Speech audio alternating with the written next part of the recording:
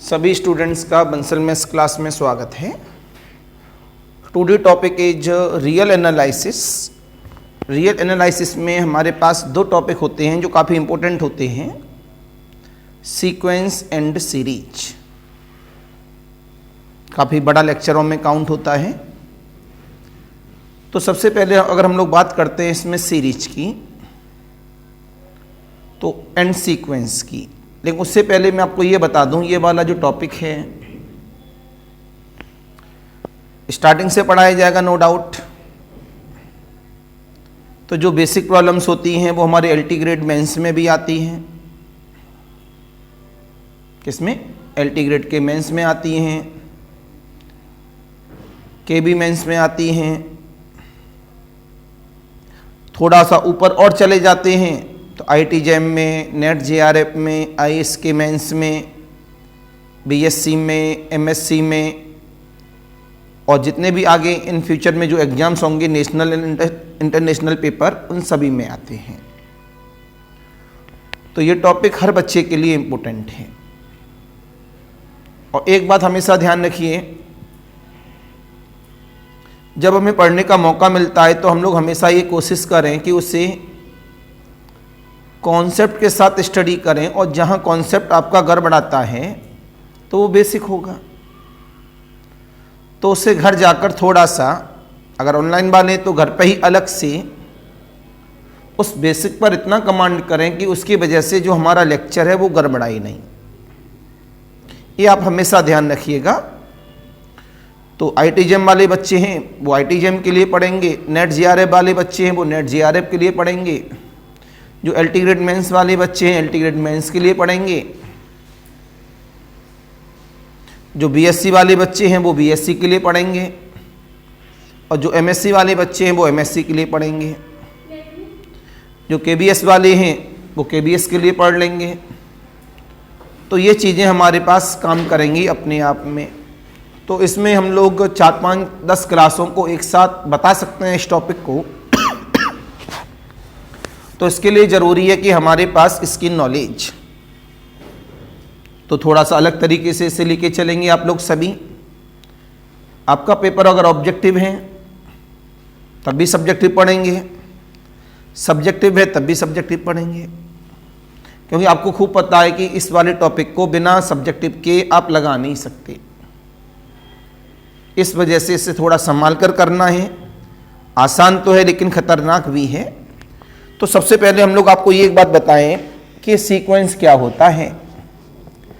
Sequence जो होता है वो ये कहता है हमारे पास ऐसा कोई भी फंक्शन, क्या चीज? ऐसा कोई भी फंक्शन जो नेचुरल नंबर से रियल नंबर पर बनता है, नेचुरल नंबर से रियल नंबर पर बनता है, उसे क्या कहते हैं हम लोग? सीक्वेंस कहते हैं। क्या कहते हैं? सीक्वेंस।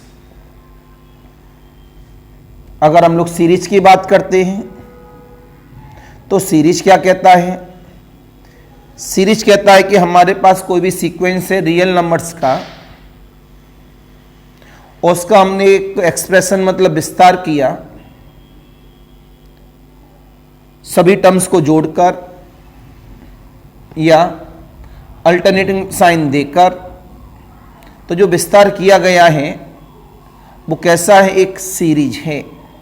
क्या है वो? एक सीरीज। तो क्या पता लगा?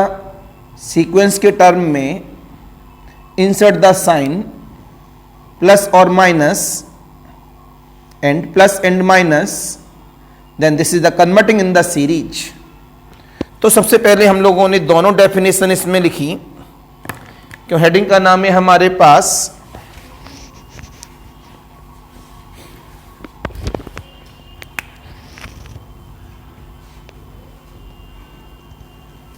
सीक्वेंस एंड सीरीज, और उसके ऊपर हेडिंग है हमारे पास real analysis.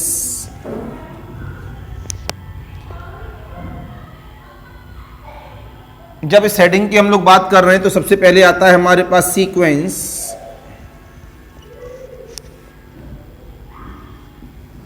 a function f from natural number to capital R। आपने बताया where capital N is the set of natural number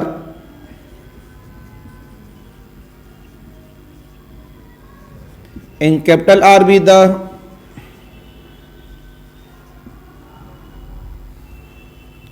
subset of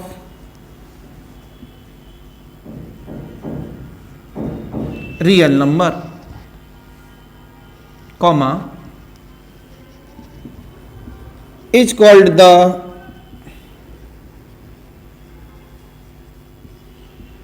sequence. ये हमारे पास काम कर गया, ये हमारे पास मैपिंग हो गई, नेचुरल नंबर से सबसेट ऑफ रियल नंबर बन गया। यहां से हम लोगों ने अपनी इमेज को कन्वर्टिंग कर दिया इस तरह से।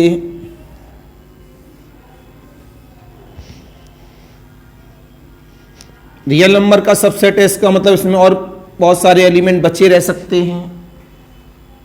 क्या लिखा है ये? R be the subset of real number.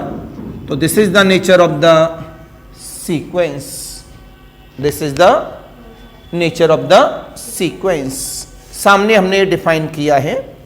तो अपनी फेयर कॉपी में, और फेयर कॉपी में हमेशा कहता हूं विदाउट लाइन वाली बनानी चाहिए, लेकिन कोई बात नहीं है, लाइन वाली बना ली है तो कोई बात नहीं है, क्योंकि जब कभी भी इन फ्यूचर में आप सब्जेक्टिव पेपर दोगे तो उस पेपर में हमेशा लाइन कैसी कॉपी आएगी? विदाउट लाइन वाली कॉपी। और जो आप यहां पर पढ़ रहे होते हैं, यही टॉपिक एग्जामों में जब आता है तो उसे बड़े संभाल के लिखना होता है, नहीं तो गड़बड़ जाला हो जाता है अपने आप में। तो इसे प्लीज संभाल के लिखेंगे।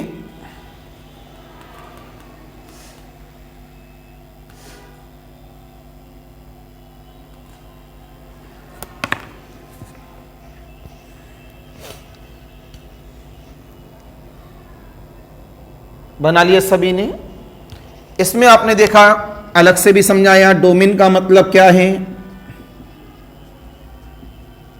Set of natural number.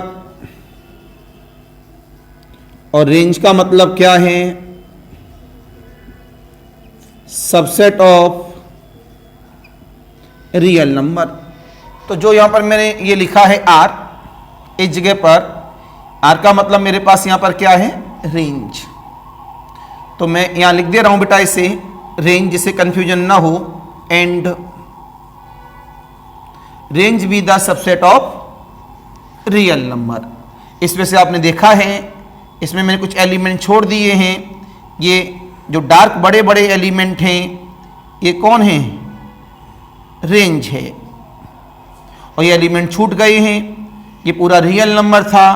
तो हमने बताया it is the subset of real number, it is the subset of real number. कौन? रेंज।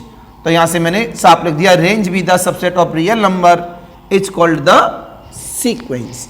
अभी सीक्वेंस दोबारा से बताया जाएगा जब हम सीक्वेंस पे चल रहे होंगे क्रम से। तो सीक्वेंस को सॉल्व करने का अलग से रूल है और सीरीज को सॉल्व करने का अलग से रूल है, दोनों अलग अलग हैं। अब इसमें आती है सीरीज।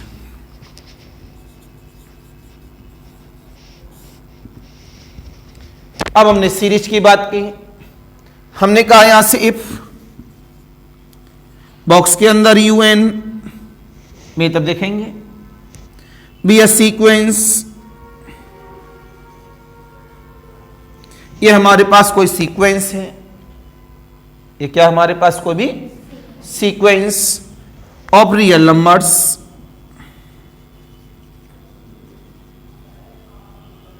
जो भी नंबर होते हैं वो रियल नंबर ही होते हैं। तुरंत बोला गया then the expression, then the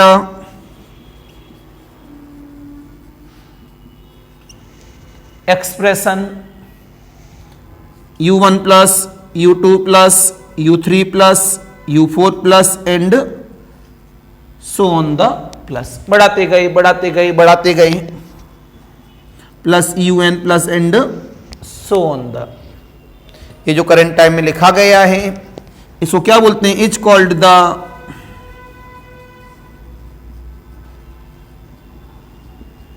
infinite series. जो सामने है मेरे पास इसे क्या कहते हैं हम लोग? Infinite series. इसका सिंबल क्या होता है? इट इज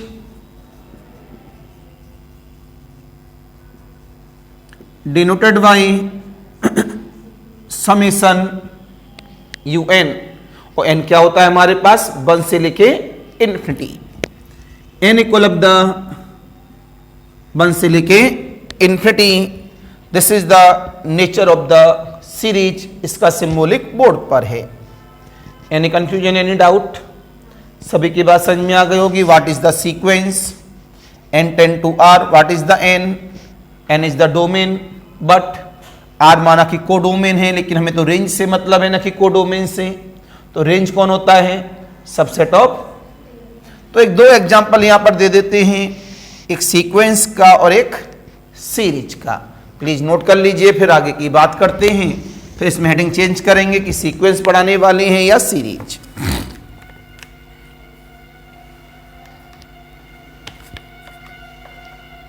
तो मैंने अभी अभी क्या कहा आप लोगों से? पढ़ाई का पैटर्न चेंज करिए। अगर आपको अच्छा करना है कुछ तो हमेशा बेसिक को घर में लगातार पढ़ते रहिए। अब आप इसमें कहीं हम लोग अंदर जाएं, छोटी छोटी बातें तो इतना पॉसिबल नहीं हो पाता है सारी बातें बोर्ड पे आ सकें। तो जो बातें हैं बहुत पुरानी बेसिक बातें, जैसे आप सर्कल पढ़ें कभी, तो सर्कल कहाँ से पढ़ाया जाता है? 8th क्लास से। तो हम सर्कल अगर इस क्लास में पढ़ाएं तो सर्कल को लेके आगे बढ़ जाएंगे। जबकि सर्कल को अगर देखा जाए तो बहुत सारी प्रॉपर्टी हैं, कॉर्ड है, सीकेंट है, दो टेंजेंट ड्रॉ किए गए, किसी भी एक पॉइंट से आउटर पॉइंट होगा सर्कल का, तो बताइए वो दोनों टेंजेंट कैसे हैं? शायद आपको भी नहीं पता होगी ये बातें। सेंटर से टेंजेंशियल पॉइंट पर एक लाइन ड्रॉ की गई, वो कैसी होती है? ये कहाँ पढ़ा? 8th क्लास में। लेकिन हम इस क्लास में आके पढ़ाएं तो वो सारी प्रॉपर्टीज तो बताने से रहे, तो वहां में थोड़ा सा खुद बेसिक में जाकर उसे एक बार रिवाइज कर लेना चाहिए।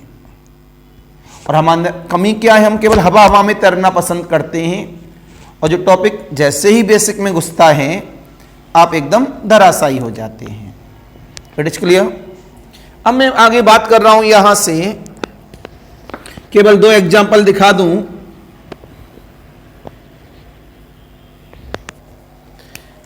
मैंने आपसे बोला एग्जाम्पल नंबर 1,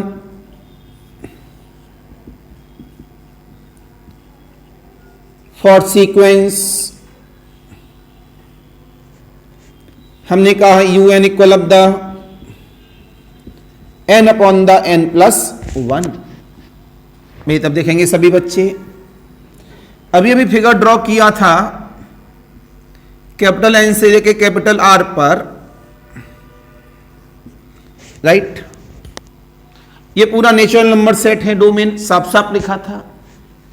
1 रखेंगे 1/2, 2 रखेंगे, 3 रखेंगे, 4 रखेंगे, 5 रखेंगे, 6 रखेंगे, एंड सो ऑन द। इसमें कुछ एलिमेंट बचे रहेंगे, तो यहां n कौन? सेट ऑफ नेचुरल नंबर पूरा है। रेंज कौन?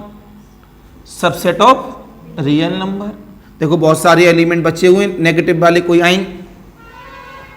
इंक ज्यादा है,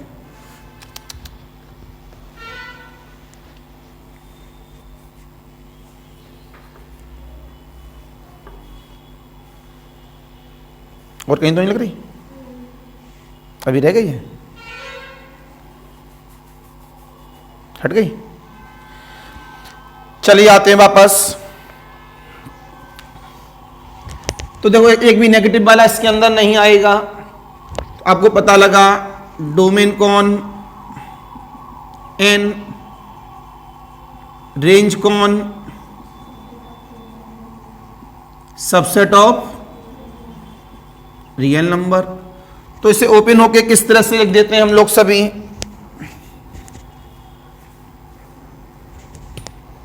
हमने इसको ओपन किया, n अपॉन द n+1, तो इसे लिख दिया जाता है 1/2, 2/3, 3/4, 4/5, 5/6 एंड सो ऑन द। तो this is the nature of the sequence. तो हमें अभी अभी डिफाइन हुआ यहां पर जो करंट टाइम लिखा हुआ है, दिस इज रिक्वायर्ड सीक्वेंस। अब इधर देखना, इसी में हमने बात कर ली सीरीज की। किसकी बात कर ली? सीरीज की। तो हमने सीरीज के लिए इसे दिखाया un equal of the n upon n+1 be a sequence, comma then the expression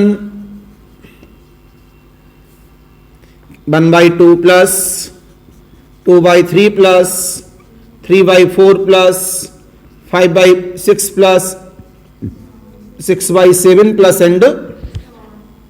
ये जो टर्म्स थे, इन टर्म्स में क्या आ गया? इंसर्ट द साइन, कौन सा? पॉजिटिव। कौन सा? पॉजिटिव। तो इसे हमने क्या बोला? Is called the series. ये क्या है? Series. It is denoted by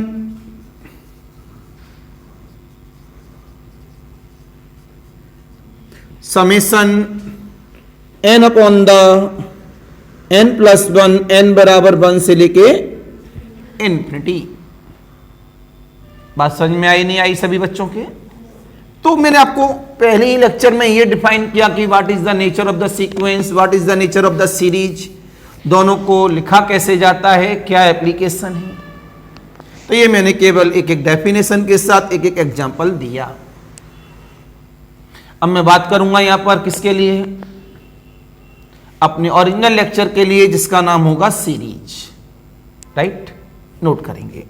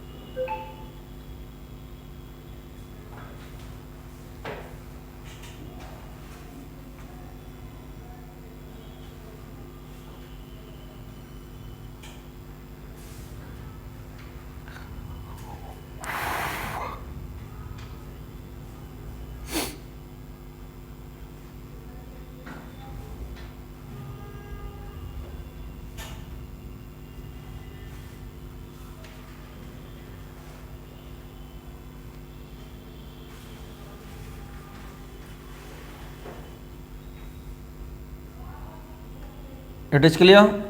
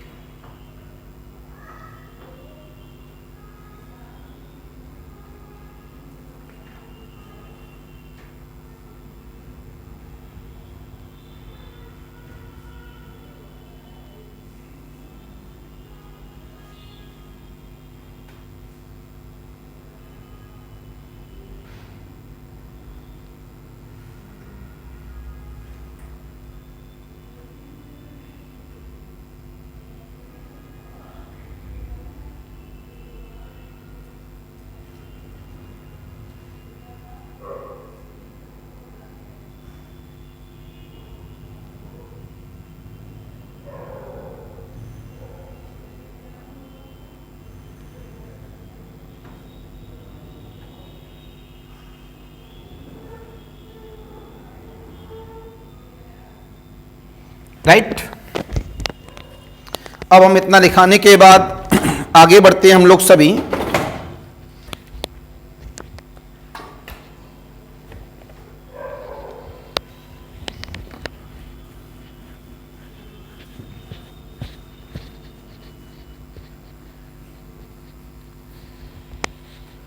तो यहां से लिखा गया हमारे पास,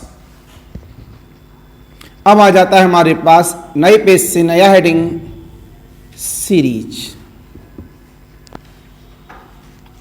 सीरीज पढ़ा चुके हैं, डेफिनेशन दोबारा लिखाने का कोई इरादा नहीं है। बगल में लिख देंगे हम लोग समेसन UN, ये सिंबॉलिक तो चेंज हो ही सकता है, UN का नाम एक्सन हो सकता है। सबसे पहले नाम आता है अल्टरनेटिंग सीरीज। अल्टरनेटिंग सीरीज क्या होती है? जिसके अंदर अल्टरनेटिंग साइन हो। A series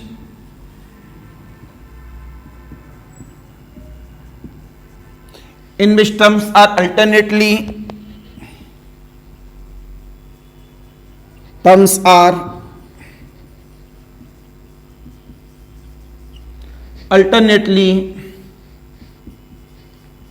positive and negative, comma, is called the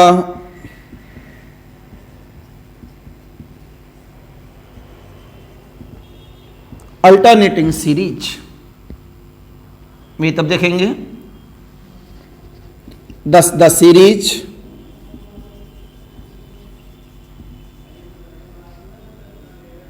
में तब देखो पहले अल्टरनेटिंग साइन है इसका, summation -1 to the power of n-1 into UN। n तो पता ही है, 1 से लेके इन्फिनिटी चलता है। n बराबर 1 रखा, 1-1 0 हो गया। This is the U1 minus U2 U3 plus U4 plus and so on. The एनवा टर्म हमको नहीं पता इवन है या फिर ऑड, इस वजह से ये आया हमारे सामने इवन होगा तो अपने आप में एन का मतलब क्या है, इवन नेचर दे देगा। ऑड होगा तो एन का मतलब ऑड नेचर दे देगा। तो this is the alternating series. ये सीरीज हमारे पास कैसी है? अल्टरनेटली। ये सीरीज हमारे पास कैसी है? Alternately. Any confusion, any doubt? सभी की बात समझ में आ गई। अब इसमें आता है nth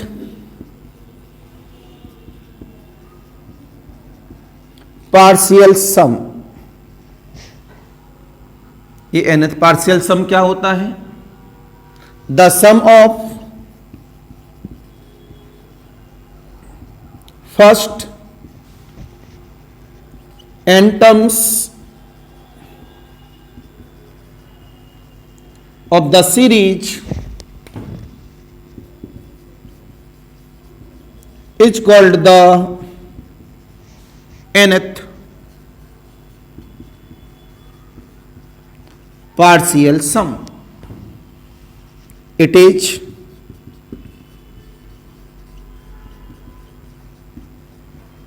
denoted by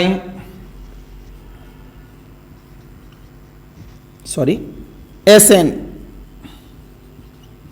and defined as Sn equal of the u1 plus u2 plus u3 plus u4 plus and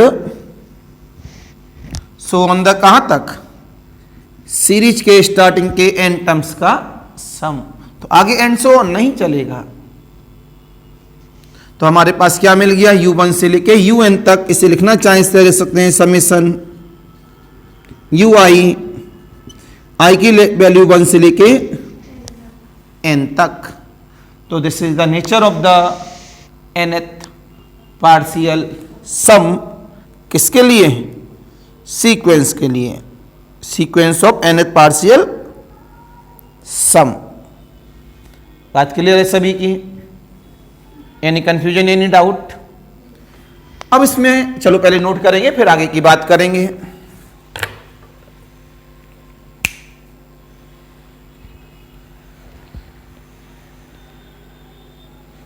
अगर आपसे कह दें थर्ड पार्शियल सम बताओ, तो कितने टर्म जोड़ेंगे, 3 टर्म। आपसे बोल दिया गया कि भाई फोर्थ पार्शियल सम बताओ, कितने टर्म जोड़ेंगे, 4। तो आपने नीचे डाल दिया इसी में रिमार्केबल में। S1 का मतलब u1, S2 का मतलब u1 प्लस u2, S3 का मतलब u1 plus u2 plus u3। तो इसे क्या बोलते हैं हम लोग, फर्स्ट पार्शियल सम, इसे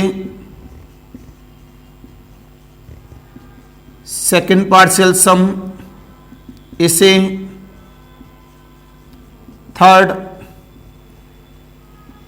partial sum and so on the.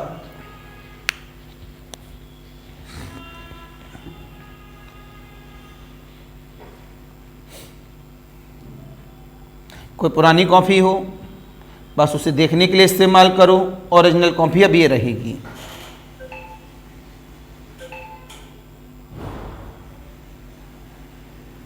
बेटा लेक्चर ऑन करके रख लिया करो।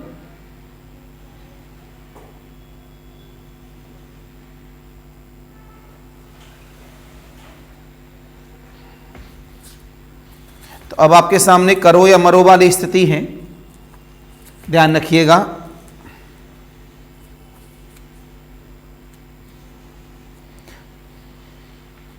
परसों से आपका इसमें कॉम्प्लेक्स एनालिसिस भी स्टार्ट हो जाएगी। जिन बच्चों के सिलेबस में कॉम्प्लेक्स एनालिसिस हैं वो उस क्लास को लेंगे नई लेक्चर के साथ।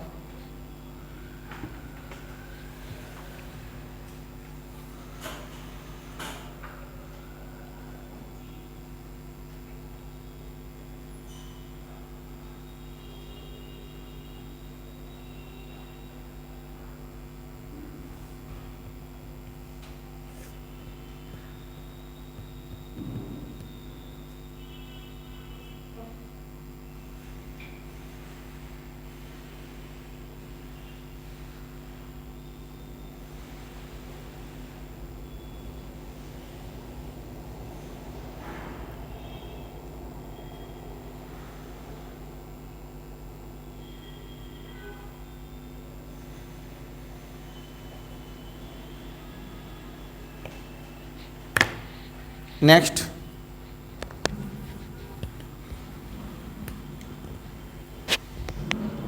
अब यहां से हमारे पास आता है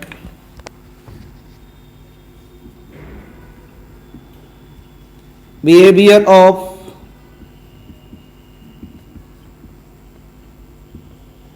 इनफाइनाइट सीरीज। हमारी इनफाइनाइट सीरीज का behaviour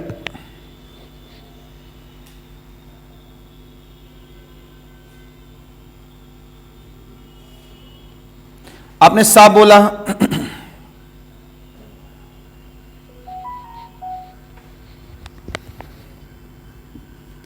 an infinite series.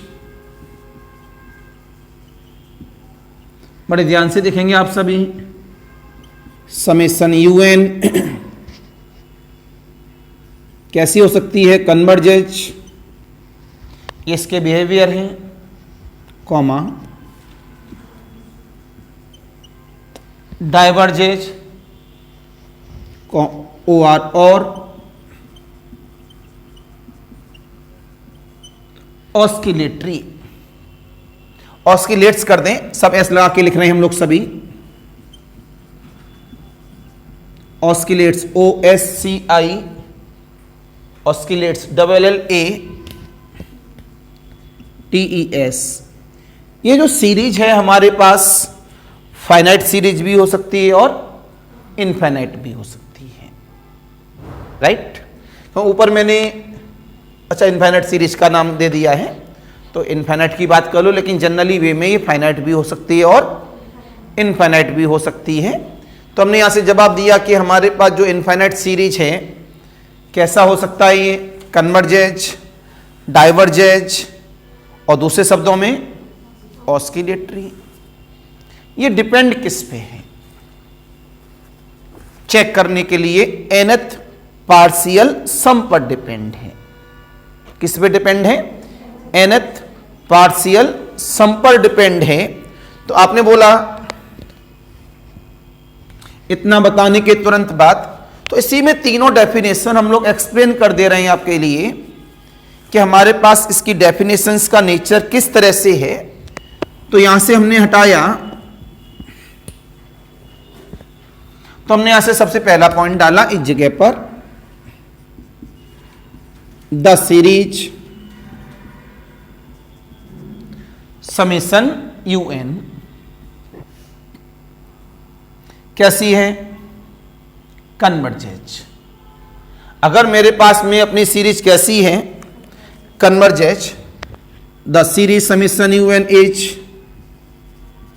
Converges का दूसरा नाम क्या बन जाता है, कन्वर्जेंट। क्या नाम बन जाता है, इफ यदि limit n tend to infinity, Sn कैसा आ जाए, यूनिक, फाइनाइट क्वांटिटी। कैसा आ जाए मेरे पास, यूनिक, फाइनाइट क्वांटिटी, तो मैं बोलूंगा मेरी सीरीज कैसी है, कन्वर्जेंट। फिर बात की गई the series summation UN is,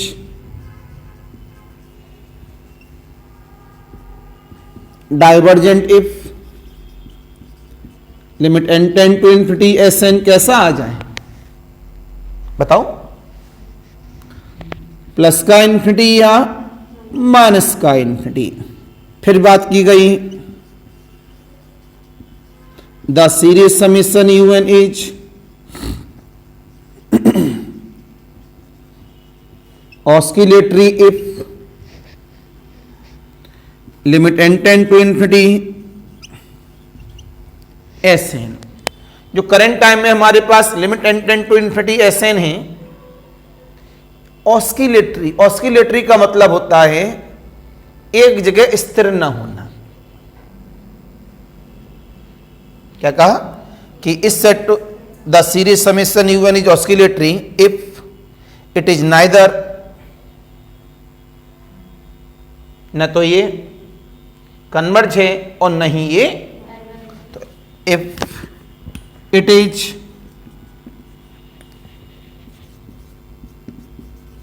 neither converges nor diverges, that is limit n tend to infinity Sn,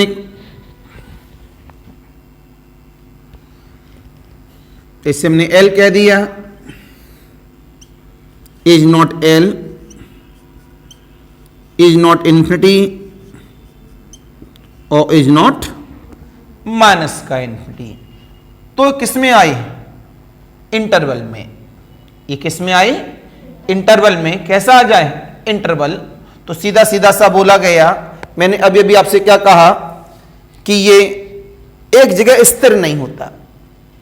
अगर फाइनाइट जगह पर स्थिर हुआ तो कन्वर्ज, इनफाइनाइट पॉइंट पर स्थिर हुआ तो डाइवर्ज, घूमता ही रहे। कहीं मैं अपना आंसर हूं 1 और 2 के बीच में तो कंफर्म ऑस्किलेटरी है। मैं आंसर हूं 1 या 2, 2 आंसर हो गए, कंफर्म तो नहीं है, तो ऑस्किलेटरी है। तो ऑस्किलेटरी 2 तरह का होता है, एक का नाम फाइनाइट ऑस्किलेटरी, एक का नाम इनफाइनाइट ऑस्किलेटरी। फाइनाइट ऑस्किलेटरी क्या कहता है हमारे पास, जब हमारे पास में जो nth पार्शियल सम निकाला जा रहा है वो कैसा हो, फाइनाइट ऑस्किलेट हो। और इनफाइनाइटली ऑस्किलेटली क्या होता है, जो nth पार्शियल सम निकाला जा रहा है वो कैसा हो, ऑस्किलेट इनफाइनाइटली हो। तो इसमें 2 बातें आती हैं हमारे पास, एक का नाम फाइनाइट ऑस्किलेटली, एक का नाम इनफाइनाइट ऑस्किलेटली। जल्दी से नोट करें, उन दोनों बातों को लिखा दें तो इसका बिहेवियर कंफर्म हो गया, राइट। ज्यादा समय नहीं लेंगे, टाइम पास करने के मूड में है नहीं। अगर 1 घंटे का लेक्चर है तो वो 1.5 घंटे का माना जाएगा कम से कम, क्यों टाइम पास नहीं है उसके अंदर।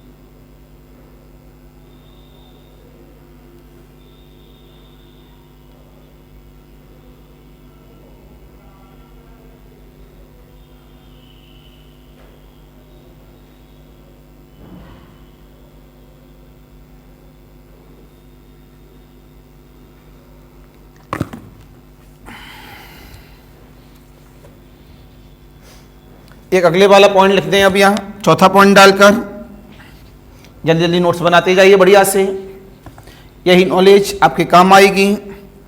The series summation U N as, क्या लिखा, the series summation U N as oscillate finitely, oscillate finitely stop लगाकर if the sequence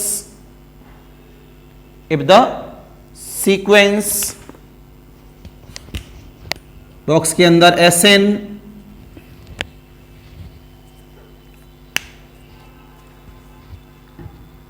of its partial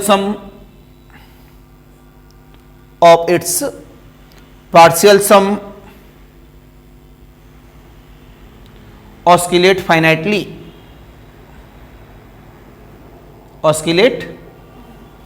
अगर इसका जो पार्शियल सम है सीरीज के स्टार्टिंग के एंड टर्म्स का सम वो कैसा है, ऑस्किलेट फाइनाइटली है, तो कन्फर्म है हमारी सीरीज कैसी है, ऑस्किलेट फाइनाइटली।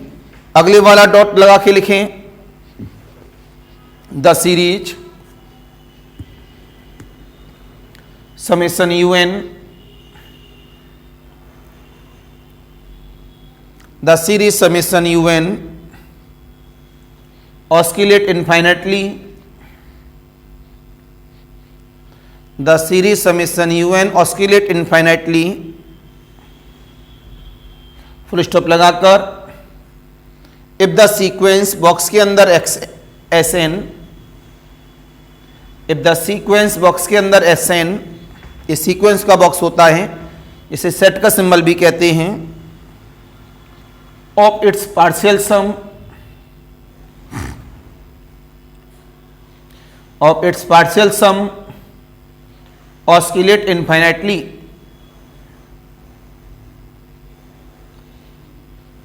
oscillate infinitely।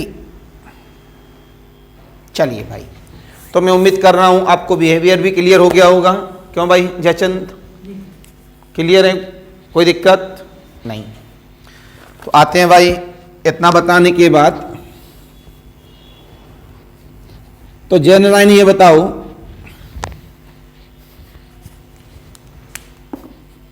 क्यों मुस्कुराए? ये चेहरे की जो मुस्कुराहट है ये कभी गायब नहीं होनी चाहिए, ये मुस्कुराहट हमेशा बनी रहनी चाहिए, इसी के अंदर तो ताकत होती है सब। क्यों प्रियांशी? तो हमेशा मुस्कुराते रहना चाहिए। तो हम लोग आए वापस, कुछ प्रॉब्लम्स की बात करते हैं एसएन के बेस पर। अभी हमने कहा डिस्कस द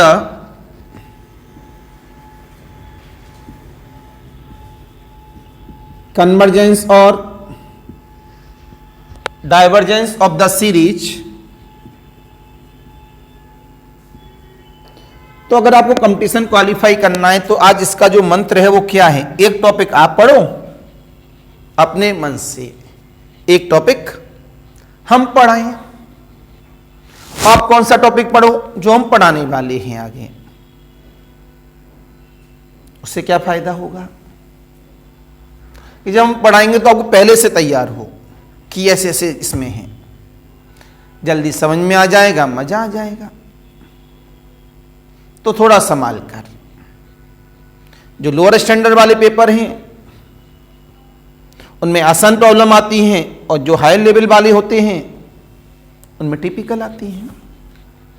एलटी ग्रेड की सीरीज देख लें तो आसान है, आईटीजेम की सीरीज देख लें या नेट जेआरएफ की सीरीज देख लें तो टिपिकल है। लेकिन आया तो बेस वहीं से, ऊपर वाली टिपिकल क्यों हुई? कहीं ना कहीं हमारा बेसिक गड़बड़ है, इस वजह से गड़बड़ हुई। तो टॉपिक पे कमांड करना सीखो, पूरा सिलेबस भागने की कोशिश न करो। जितना है हमारे पास उसमें हमारी क्या होना चाहिए? कमांडिंग होनी चाहिए। इतना ध्यान रखना आपके लिए ज्यादा जरूरी है। तो मैंने अभी भी क्या बोला, एक प्रॉब्लम दे रहा था 1/1 into 2, 1/2 into 3, 3 into 4 and so on the 1/n into and so on the। देखो सब बच्चे, हमने अभी थोड़ी देर पहले कहा कि सीरीज का जो बिहेवियर होता है, आप खड़े हो जाइए, किस पर डिपेंड है? सीरीज का बिहेवियर किस पे डिपेंड है? आप बताओ, सोच के देखो। आप एक जवाब नहीं दे पा रही हो कि सीरीज का बिहेवियर किस पे डिपेंड है। राहिमीन आप बताओ। बात खत्म। क्या मैंने उर्दू बोली? नहीं बोली, शुद्ध हिंदी बोल रहा हूं। उसके बाद आप जवाब नहीं दे पा रहे, उसका मतलब क्लास में नहीं है। मैंने अभी लिखाया, तो सीरीज का बिहेवियर किस पे डिपेंड है? nth पार्शियल सम पर। अब पार्शियल सम भी कहेंगे तब भी सही माना जाएगा। पता नहीं कहां दिमाग है। बैठो। तो जवाब मिला यहां पर, जब हमको पता है इसका बिहेवियर nth पार्शियल सम पे डिपेंड है तो हम चालू हो जाते हैं। तो ये पहला टर्म u1, ये दूसरा टर्म, ये तीसरा टर्म, इसे आप किस तरह लिख सकते हैं, 1/1 माइनस का 1/2, 1/2 माइनस का 1/3, 1/3 माइनस का 1/4, ये चौथा टर्म 1/4 इंटू 5, 1/4 माइनस 1/5, ये n term 1/n into n+1, तो 1/n माइनस का 1/n+1, पूरा सम कर दो। देन Sn बराबर u1 plus u2 plus u3 plus and so on the plus un, nth partial sum आ गया। सबका सम कर रहे हैं यहां से, ये इससे कैंसिल, ये इससे कैंसिल, ये इससे कैंसिल, ये इससे कैंसिल, ये इससे कैंसिल, कितना बचा 1/1 माइनस का 1/n+1। तो limit n tend to infinity इसमें लगाई गई, तो limit n tend to infinity 1 minus का 1/n+1, 1/इन्फिनिटी कितना हो गया 0, कितना बचा, तो हम बोलेंगे series summation un converges to 1। तो जो हमारी सीरीज है वो 1 पे कन्वर्ज है। अकेली वैल्यू आई, अकेली जो वैल्यू वो कैसी है, फाइनाइट, इसका मतलब वो कन्वर्ज है। जब Sn के द्वारा निकाला जाता है तो Sn के द्वारा निकाला गया आंसर वो कन्वर्जेस टू होता है। After some time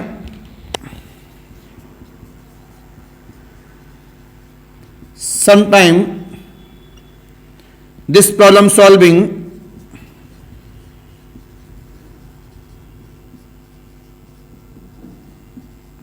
by comparison test,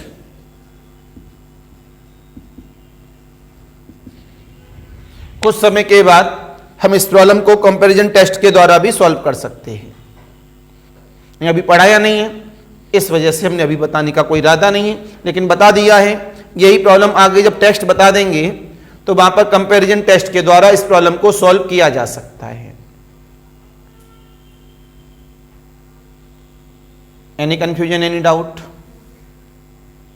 सभी की बात समझ में आ गई? पलक को आ रही नींद, क्या वैसे सोने का समय था, भुला ली हो इस समय?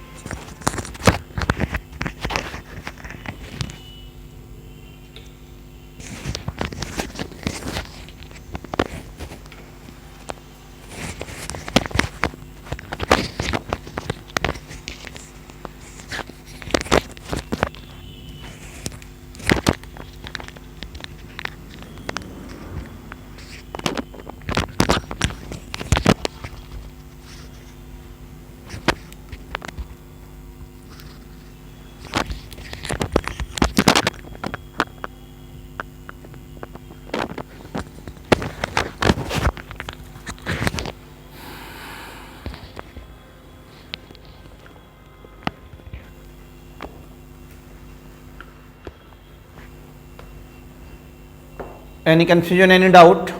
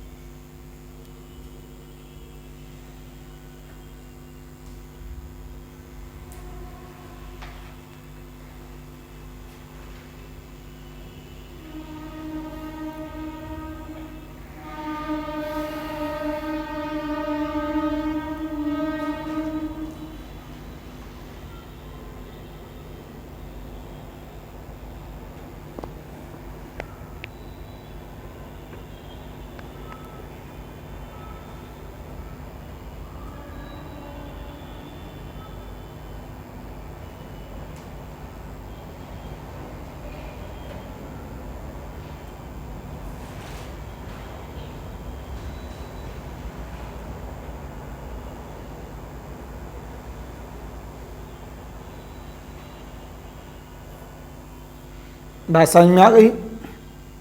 तो आपने देखा अगर सब निकल पाएगा तो सब निकाला जाएगा। इसका मतलब ये हुआ कभी भी चॉइस में अगर ऑब्जेक्टिव वे में जाते हैं और वहां लिखा है कन्वर्जेस टू, डाइवर्जेस टू, अगर कन्वर्जेस टू लिखा है सीरीज के अंदर तो कन्फर्म है कि वो किससे निकाला जाएगा? एसएन से। किससे निकाला जाएगा? एसएन से। क्यों, जो हम आगे आने वाले टेस्ट बताने वाले हैं उन टेस्टों में कन्वर्जेस टू नहीं लिखा होगा। क्यों, वो टेस्ट केवल ये बताते हैं कि मैं कन्वर्ज हूं या डाइवर्ज हूं या ऑस्किलेटरी हूं, लेकिन वो टेस्ट ये नहीं बताते कि मैं कन्वर्जेस टू हूं। कन्वर्जेस टू केवल कौन बताता है? एसएन। एसएन के द्वारा निकाला गया आंसर ही कन्वर्जेस टू है जो भी बोला जाएगा, डाइवर्जेस टू है जो भी बोला जाएगा, ऑस्किलेटरी टू है जो भी बोला जाएगा। लेकिन बाय टेस्ट निकाला गया आंसर केवल और केवल क्या देता है? Behaviour not to. It is clear? सारी बात आपकी कॉपी में एनओटी नोट डालकर लिखी होनी चाहिए, जिससे आप जब पढ़ें तो आपको इस टॉपिक को दोबारा पढ़ने की जरूरत ना पड़े। इतना ध्यान रखिए आप।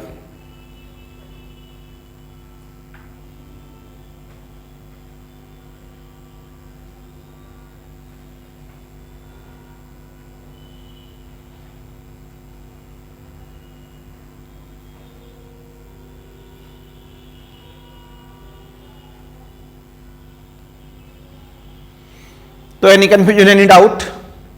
तो टुडे टॉपिक सामने आ गया है। तो बढ़िया लेक्चर रहेगा। आज देख लिए होंगे कि लेक्चर किस बेस का रहेगा इस बार। तो अगले बार जो टॉपिक है उसका नाम कॉम्प्लेक्स एनालिसिस रहेगा। इस वजह से चैनल को प्लीज सब्सक्राइब, कमेंट, व्यूज सब कराते रहिए, अपने फ्रेंड सर्कल से कराते रहिए, जिससे उनको भी पता लगता रहे कि इस लेक्चर में क्या आ रहा है। तो कुछ लेक्चर्स आपके पास में हमेशा बने रहेंगे यूट्यूब लाइव पर। हम कल से होगा तो यूट्यूब लाइव भी ले लेंगे साथ में, कुछ सारे लेक्चर्स नहीं, सम लेक्चर्स। तो ऑनलाइन वालों के लिए फिर नमस्कार, बाय।